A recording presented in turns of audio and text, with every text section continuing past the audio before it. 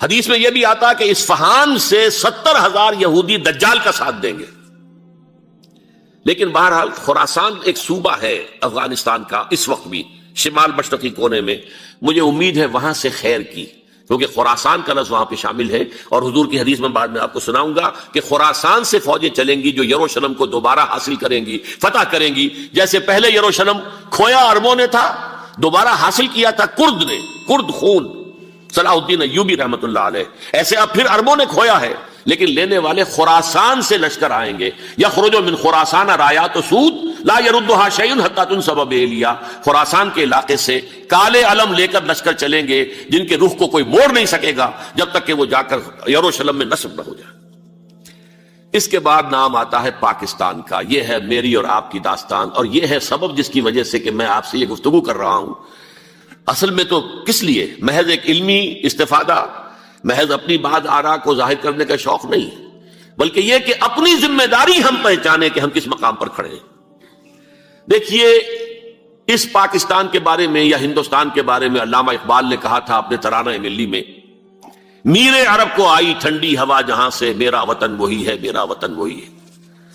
اور مجھے بتایا گیا کہ سنن ابی داؤد میں یہ روایت موجود ہے کہ حضور نے فرمایا کہ ہندوستان کی طرف سے مجھے ٹھنڈی ہوا آتی، اگرچہ مجھے وہ حدیث ابھی نہیں ملی ہے، لیکن حزب التحریر کا ایک کارڈ مجھے ملا تھا، تو اس میں اس حدیث کا اور اس میں ابو داؤد کا روایت کا حوالہ موجود تھا. لیکن میں جو چیز آپ کو بتا چکا ہوں وہ یہ کہ الف ثانی کا پورا تجدیدی کارنامہ اس ہندوستان کی سرزمین میں ہوا. مجدد الف ثانی شیخ احمد سرندی، شاہ ولی اللہ دہلوی، سید احمد بریلوی، وہ تو ہمارے پاکستان میں آ کر جو ہے ان کا خون جذب ہوا ارض پاکستان میں. پھر شیخ الہند مولانا محمود حسن. تحریک خلافت چلی تو صرف ہندوستان میں چلی اور کہیں نہیں چلی. آزادی کی تحریک چلی پوری دنیا میں، وہ نیشنلزم کی بنیاد پر چلی، ملے نیشنلزم، عرب نیشنلزم، ترک نیشنلزم. ہمارے ہاں چلی تو اسلام کے نام پر. پاکستان کا مطلب کیا؟ لا الہ الا اللہ. پھر پاکستان قائم ہوا معجزے کے طور پر، بلکہ نازل ہوا ہے لیلۃ القدر میں. انا انزلناہ فی لیلۃ القدر، جیسے قرآن نازل ہوا ہے لیلۃ القدر میں، یہ پاکستان بھی نازل ہوا ہے لیلۃ القدر میں. اس کا برقرار رہنا ابھی تک معجزہ ہے. ہندو یہ سمجھتا تھا، کانگریس سمجھتی تھی کہ جھٹپٹ ختم ہو جائے گا. پھر یہ کہ اس کا قرارداد مقاصد کا پاس ہو جانا، مزید بھی اور اضافی دفعات دستور میں آ جانا، اب کمرشل انٹرسٹ کو ربا قرار دے کر حرام قرار دینا، یہ سارے لینڈ مارکس ہیں کہ جو اشارہ کر رہے ہیں کسی چیز کی طرف، معاملہ کدھر جا رہا ہے. پھر یہ کہ یہ جو 14ویں صدی کے مجدد تھے شیخ الہند، اس کے بعد سے کچھ ایسی شخصیتیں عظیم پیدا ہوئی ہیں ہند میں، جن کو میں سمجھتا ہوں کہ 14ویں صدی کے مجدد اور 15ویں صدی کے مجدد کے درمیان، یہ 15ویں صدی کے مجدد کی راہ کو سیدھا کرنے والے، جیسے کہ حضرت یحییٰ نے کہا تھا میں تو آنے والے کا راستہ سیدھا کر رہا ہوں حضرت عیسیٰ کے لیے، ایسے ہی 15ویں صدی کے لیے امام مہدی کے لیے راستہ صاف کرنے والے سب سے پہلے علامہ اقبال، جنہوں نے اسلام کا تصور دین کی حیثیت سے دوبارہ زندہ کیا ہے، ورنہ اسلام ایک مذہب کی شکل اختیار کر چکا تھا. پھر مولانا مودودی، مولانا ابوالکلام آزاد حکومت الہیہ کے نعرے کے ساتھ میدان میں آئے. یہ اقبال نے جو تصور پیش کیا تھا اس پر عملی جد و جہد کے لیے حزب اللہ قائم ہوئی. نوٹ کر لیجئے 11 برس کا فرق ہے عمر کا علامہ اقبال کے اور ابوالکلام کے. اور 1913 میں جب حزب اللہ قائم کی ہے اس وقت علامہ اقبال کی ملی شاعری اپنے عروج کو پہنچ چکی تھی. پھر یہ کہ علامہ اقبال کے بعد تعمیل جو ہے اس کام کی وہ ابوالکلام نے کی، لیکن روایتی علماء نے کی شدید مخالفت کی وجہ سے وہ بددل ہو کر چھوڑ گئے، کانگریس میں شامل ہو گئے، بساط جو ہے حزب اللہ کی انہوں نے لپیٹ دی. پھر مولانا مودودی آئے، انہوں نے وہ ڈور جو ہے اس کا سرا تھاما، جماعت اسلامی قائم کی حکومت الہیہ ہی کے قیام کے لیے. اگرچہ میرے نزدیک یہ کہ وہ انتخابی اور ایک قومی سیاست کی ایک جماعت بن کر پاکستان میں جو ہے دلدل میں پھنس گئی ہے. اب ہم اس کی کوشش کر رہے ہیں، تنظیم اسلامی اور یہ تحریک خلافت جس کے تحت یہ جلسہ ہو رہا ہے، یہ ساری چیزیں وہ ہیں کہ آپ کو سوائے پاکستان کے اور کہیں نہیں ملیں گی پوری دنیا میں. معلوم ہوتا ہے کہ پاکستان کو بہت بڑا رول پلے کرنا ہے اس میں. اور اس کے ساتھ اب جمع کر لیجئے افغانستان کی عمارت افغانستان، اسلامی عمارت افغانستان قائم ہو چکی ہے. یہ پچھلے 20 سالوں میں جو کچھ وہاں ہوتا رہا ہے اس سے پہلے تصور نہیں ہو سکتا تھا. علامہ اقبال کے فرزند بھی دیکھ کر آئے ہیں، تو اگرچہ وہ خود میں سمجھتا ہوں کہ خاصے انہیں آپ لبرل کہیں، آزاد خیال کہیں، لیکن اس درجے متاثر ہو کر آئے تھے کہ انہوں نے یہ کہا افغانستان میں جو میں نے حالات دیکھے ہیں کہ اگر 2-4 اور مسلمان ملکوں کے اندر یہ نظام قائم ہو جائے تو پوری دنیا مسلمان ہو جائے گی. یہ سب کچھ کیسے ہو رہا ہے؟ یہ آنے والے دور کی جھلکیاں ہیں. Coming events are casting their shadows before. یہ سب بتا رہے ہیں کہ پاکستان افغانستان کو مل کر اس میں کوئی عظیم رول پلے کرنا ہے.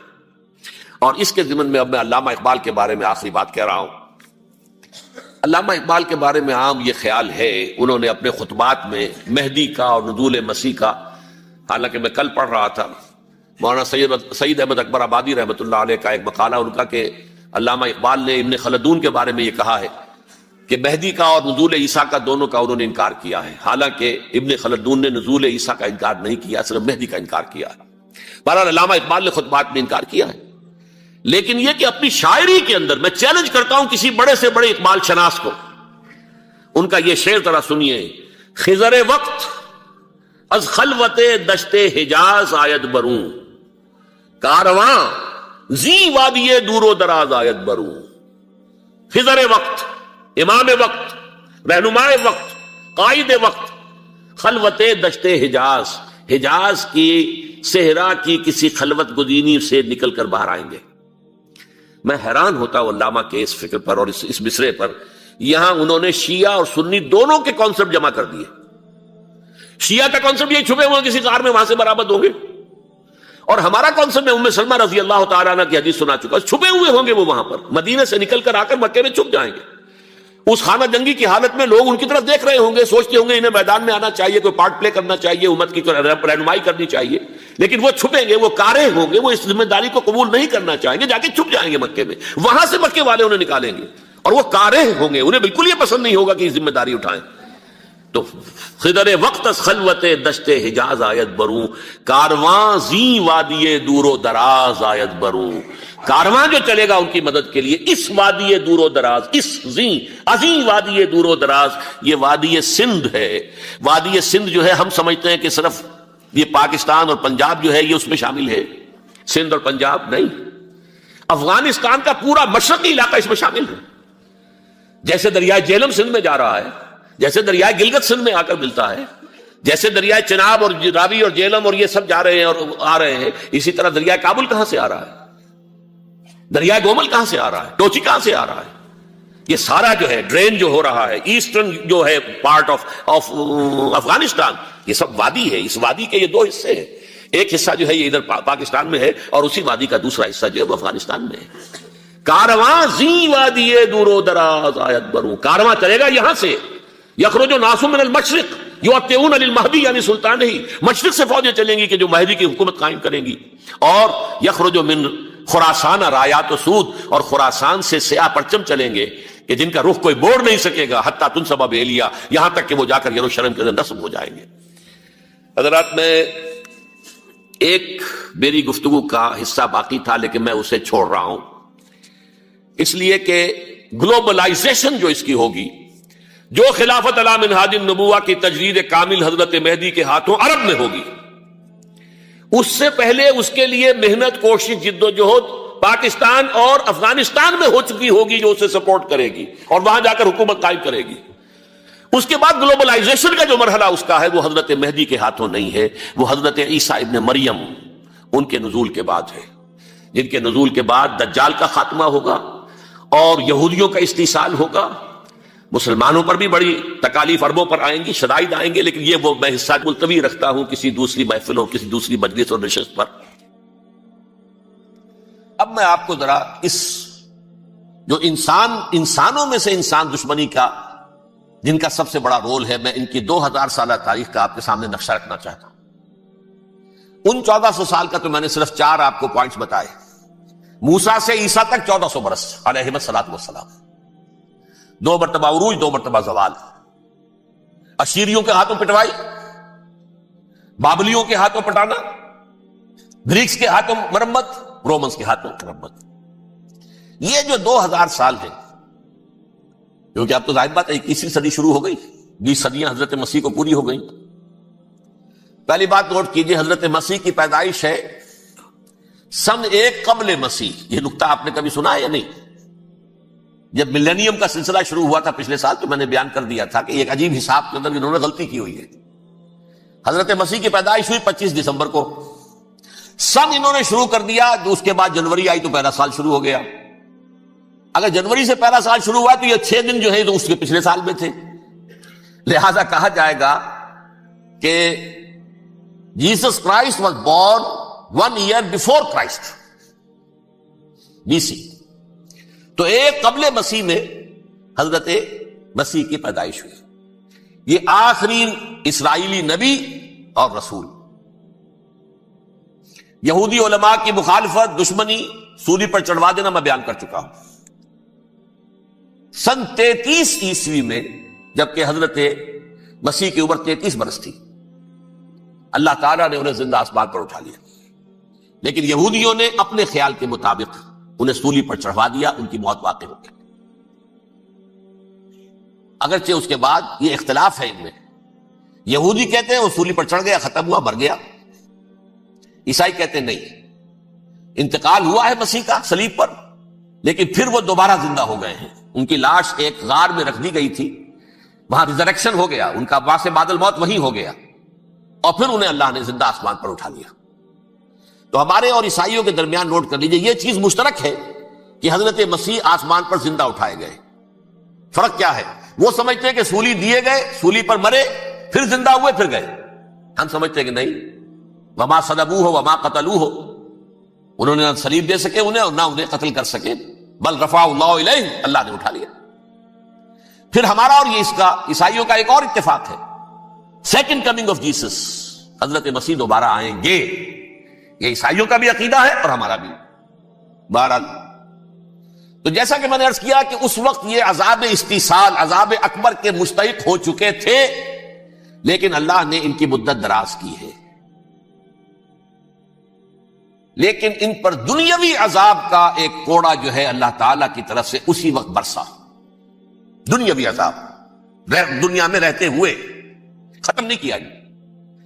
37 برس بعد حضرت مسیح کے رفع سماوی کے 37 برس بعد سن 70 میں یہودیوں نے بغاوت کی رومیوں کے خلاف. رومی ٹائٹس جنرل تھا ایک، اس نے پھر جو حملہ کیا ہے، 1,33,000 یہودی ایک دن میں قتل کیا یروشلم میں،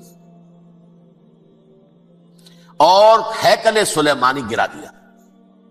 وہ ہیکل پہلے بھی گرا تھا، پہلے 1400 سال کے دوران میں بھی نبوکدنضر نے گرایا تھا، لیکن پھر اس کے 150 سال بعد انہوں نے دوبارہ بنا لیا تھا، اس لیے وہ اسے سیکنڈ ٹیمپل کہتے ہیں. پہلا ٹیمپل جو حضرت سلیمان نے بنایا تھا، نبوکدنضر نے گرا دیا 587 قبل مسیح میں، پھر دوبارہ انہوں نے 150 سال کے بعد بنا لیا. وہ اس تاریخ کا حصہ ہے، میں نے جس کے بارے میں آپ کو تفصیل نہیں بتائی. اس میں یہ ہوا سن 70 میں وہ گرا دیا گیا، وہ آج تک گرا پڑا ہوا ہے. نمبر 2، یہ کہہ دیا گیا کہ یہودیوں اس ارض فلسطین سے نکل جاؤ، تم یہاں نہیں رہ سکتے. لہذا جس کا جہاں سینگ سمایا چلا گیا. یورپ میں چلے گئے، ایشیا میں آ گئے، عرب میں آ گئے. یہ 3 قبیلے جو رات بھی میں نے عرض کیا تھا، بنو قینقاع، بنو نذیر اور بنو قریظہ، یہ وہاں سے آ کے مدینے میں آباد ہو گئے. جس کا جہاں سینگ سمایا، افریقہ میں، ہندوستان میں، جہاں چلے گئے. ڈایاسپورا اسے کہتے ہیں، وہ آپ نوٹ کر لیجیے اس لفظ ڈایاسپورا. ہمارا دور انتشار، جبکہ ہمیں ہماری اصل سرزمین تو فلسطین ہے، حضرت ابراہیم کا مسکن، حضرت اسحاق، حضرت یعقوب کا مسکن فلسطین، یہ ہے ہماری اصل جاگیر، یہ تو ہماری جدی پشتی جاگیر ہے. لیکن یہاں سے نکال دیے گئے سن 70 عیسوی میں، اور وہاں سے لے کے 1917 تک ان کا ڈایاسپورا جاری رہا. یہ دور انتشار. اس دور انتشار کے چند حصے ہیں جس کو میں چاہتا ہوں کہ آپ علیحدہ علیحدہ سمجھ لیں. دور انتشار کا جو پہلا جو ہے تقریباً 300 برس رومی حکمران تھے. وہ یہودیوں کے بھی دشمن تھے اور عیسائیوں کے بھی دشمن تھے. عیسائی اور یہودی ایک دوسرے کے بھی دشمن تھے، لیکن رومی سمجھتے تھے کہ یہ ایک ہی تھیلی کے چٹے بٹے ہیں. رومیوں کے نزدیک عیسائی بھی یہودیوں ہی کا ایک فرقہ تھے، کوئی علیحدہ مذہب تو تھا ہی نہیں. لہذا رومی جو ہیں رومنز، وہ ان دونوں کو ستاتے تھے، مارتے تھے، اور یہ آپس میں لڑتے تھے. یہودی عیسائیوں کو مارتے تھے، عیسائی یہودیوں کو مارتے تھے. یہ ہے 300 برس تک کی تاریخ. سن 300 عیسوی میں کیا ہوا؟ ایک معجزہ ہو گیا. بہت عظیم ایمپرر کانسٹینٹائن، قسطنطین اعظم، رومن ایمپررز میں سے بہت بڑا ایمپرر، وہ عیسائی ہو گئے. اب تو معاملہ بالکل تلپٹ ہو گیا، پوری سلطنت عیسائی ہو گئی. اب عیسائیوں کے عیش ہو گئے، اور یہودیوں پہ مار پڑنی شروع ہوئی. اب عیسائیوں کا آپ خود سوچئے کہ جنہیں وہ خدا بنا بیٹھے ہیں، خدا کا بیٹا قرار دے رہے ہیں، ان کے قاتل کون؟ یہودی بدماش. لہذا ان کی وہ پٹائی شروع ہوئی ہے یورپ میں، پوری رومن امپائر میں انہیں ذلیل کیا گیا. شہروں میں آمد بند، علیحدہ رہو، گھیٹوز کے اندر رہو. یہودی کا نام جو ہے وہ گالی بن گیا، جیسے آج بھی یہودی گالی کہتے ہیں، جیسے خنزیر کا لفظ. آخر وہ بھی اللہ کی مخلوق ہے، لیکن آپ کو معلوم ہے کوئی شخص زبان پر نام نہیں لانا چاہتا خنزیر کا، سور کا. ہے تو مخلوق، وہ بھی ایک حیوان ہے. ایسے ہی ہے یہودی گالی، گالی. لہذا ایک طرف تو ان دونوں کے درمیان دشمنی، جس کو قرآن کہتا ہے وَأَغْرَيْنَا بَيْنَهُمُ الْعَدَاوَةَ وَالْبَغْضَاءَ، ہم نے ان کے مابین دشمنی جو ہے پیدا کر دی. اور جب یہ پوری سلطنت عیسائی ہو گئی تو قافیہ تنگ ہو گیا یہودیوں کا. اب آئیے 571 عیسوی، یعنی جبکہ ڈائسپورا کو کتنا عرصہ ہو چکا تھا؟ 500 برس. سن 70 سے شروع ہوا ڈائسپورا، جب ٹائٹس نے گرایا ہے ہیکل کو اور نکال باہر کیا انہیں فلسطین سے. بھاگ جاؤ، یہاں ایک یہودی بھی نہیں رہے گا، فلسطین سے نکال دیے گا. اس کے پورے 500 برس بعد سن 571 عیسوی میں حضور کی پیدائش ہوئی، ولادت باسعادت محمد رسول اللہ صلی اللہ علیہ وسلم. 610 میں آپ پر وحی کا آغاز ہوا. لیکن حضور کے ساتھ ان کا معاملہ کیا رہا؟ اول تو جبکہ حضور ابھی مکے ہی میں تھے، یہودیوں نے ریشہ دوانیاں شروع کر دی حضور کے خلاف. قریش مکہ کو سکھاتے تھے، پڑھاتے تھے، ان سے یہ پوچھو، ان سے یہ پوچھو، انہیں اس طرح تنگ کرو، ان سے یہ امتحان لو. یہ آپ کے علم میں ہے. سورہ بنی اسرائیل میں، سورہ کہف میں وہ سوالات، جو امتحانی سوالات آئے تھے، ذوالقرنین کون تھا، اصحاب کہف کون تھے، تم رسول بنے پھرتے ہو تو بتاؤ، اور یہ روح کی حقیقت کیا بتاؤ. یہ ساری ریشہ دوانیاں کر رہے تھے بیٹھے ہوئے ابھی وہیں پر. حضور ابھی پہنچے بھی نہیں. ہجرت فرما کر حضور تشریف لے آئے تو حضور نے، جسے ماسٹر سٹروک کہا جائے گا، یعنی اسٹیٹس مین شپ کا ماسٹر سٹروک، آپ نے مدینے میں آتے یہودیوں کے ساتھ پیکٹ کر دیا، جوائنٹ ڈیفنس پیکٹ آف مدینہ، کہ اگر مکے والے ہم پر حملہ کریں گے تو ہم مل جل کر ایک قوم کی حیثیت سے مقابلہ کریں. یہ میثاق مدینہ کہلاتا ہے، جس کے بہت غلط معنی پہنائے جا رہے ہیں آج کل. بہرحال میں موضوع میرا چونکہ یہ نہیں، میں ادھر نہیں جاؤں گا. لیکن ہوا کیا؟ ہر مرتبہ یہ خیانت کے مرتکب ہوئے. ان نے جو عہد کیے تھے ان سے پھرے، اندر ہی اندر سازش، ریشہ دوانی، حضور کی بدترین دشمنی. سورہ نساء کی آیت نمبر 12 میں، 14 میں، 13 میں فرمایا ہے لا تزال تطلع علی خائنۃ منہم. اے نبی، ہمیشہ آپ کے علم میں ان کی طرف سے خیانتیں، بدیانتیاں آتی رہیں گی. اور بار بار وہ مسلسل جنگ کی آگ بھڑکاتے تھے. قریش کو دعوت دیتے، آؤ آؤ آؤ، ہم اندر سے بغاوت کر دیں گے، تم آؤ تو صحیح، ختم کریں محمد کو اور اہل ایمان کو صلی اللہ علیہ وسلم ورضی اللہ تعالی عنہم اجمعین. لیکن پھر جب وہ آتے تھے تو یہ دبک جاتے تھے، ان میں ہمت نہیں تھی. میدان کے مرد نہیں رہے تھے. یہ سورہ حشر میں ان کا نقشہ کھینچا گیا ہے. کھلے میدان میں مقابلے کی اس کے اندر صلاحیت ہی نہیں ہے. یہ تو فصیلوں کے پیچھے سے، جیسے عورتیں کہیں دیہات میں لڑائی ہوتی ہے تو مرد جو ہے گلیوں میں لڑتے ہیں، عورتیں اوپر سے پتھر پھینکتی ہیں، بس وہ کام یہ کر سکتے تھے. من ورائے جدر، فصیلوں کے پیچھے سے، جنگ میں میدان میں نہیں آ سکتے. بہرحال قرآن مجید میں ہے یہ سورہ مائدہ کی آیت نمبر 64، کلما اوقدوا نارا للحرب اطفاها اللہ. اکثر و بیشتر مواقع پر تو یہ جب آگ بھڑکاتے تھے جنگ کی، اللہ اسے بجھا دیتا تھا. لیکن بہرحال اس کے باوجود جنگیں ہوئی، غزوہ بدر، غزوہ احد ہوئی کہ نہیں؟ یہ ساری اصل شرارت نہیں. اور اس کے نتیجے میں حضور نے پھر ایک ایک کر کے 3 قبیلوں کو سزا دی. غزوہ بدر کے فوراً بعد بنو قینقاع نکالے گئے مدینے سے. غزوہ احد کے فوراً بعد بنو نذیر نکالے گئے. اور غزوہ احزاب کے بعد بنو قریظہ نکال دیے گئے. یہ تو میں نے آپ کے سامنے رکھ دیا صرف حضور کے زمانے میں ان کا کیا رویہ رہا. دشمنی. رات بھی ہم نے وہ آیت پڑھی تھی، لَتَجِدَنَّ أَشَدَّ النَّاسِ عَدَاوَةً لِلَّذِينَ آمَنُوا الْيَهُودُ وَالَّذِينَ أَشْرَكُوا. اہل ایمان کی دشمنی میں شدید ترین تم پاؤ گے یہودیوں کو اور مشرکین. مشرکین بھی بعد میں ہے، پہلے یہودی. حضور کے بعد کیا ہوا اب یہ نوٹ کیجئے. یہ ان کی تاریخ کا دوسرا دور. حضرت عمر رضی اللہ تعالیٰ عنہ قائد خلافت ہے. بیت المقدس کا محاصرہ کیا گیا، فصیل بڑی اونچی، شہر اندر سے سیلف سفیشینٹ، حملے کا راستہ کوئی نہیں، محاصرہ طول کھینچ رہا ہے، لیکن ان کے پاس رسد بھی موجود ہے، پانی بھی موجود ہے، وہ دروازے بند کر کے بیٹھے ہوئے۔ بالآخر اللہ تعالیٰ کی مشیت کا ظہور کیسے ہوا؟ ان کے کچھ علماء آئے فصیل پر، کہا دیکھو مسلمانوں، تم قیامت تک بھی یہاں پڑے رہو گے محاصرہ کر کے، ہمارا یہ شہر فتح نہیں ہوگا۔ ہاں، ایک درویش بادشاہ کے ہاتھوں یہ شہر فتح ہونا ہے، لیکن تمہارے اندر ہمیں وہ نظر نہیں آ رہا۔ ابو عبیدہ بن الجراح رضی اللہ تعالی عنہ، امین هذه الامہ، ان کا فوراً ذہن گیا، وہ درویش بادشاہ مدینے میں بیٹھا ہوا ہے، عمر رضی اللہ تعالی۔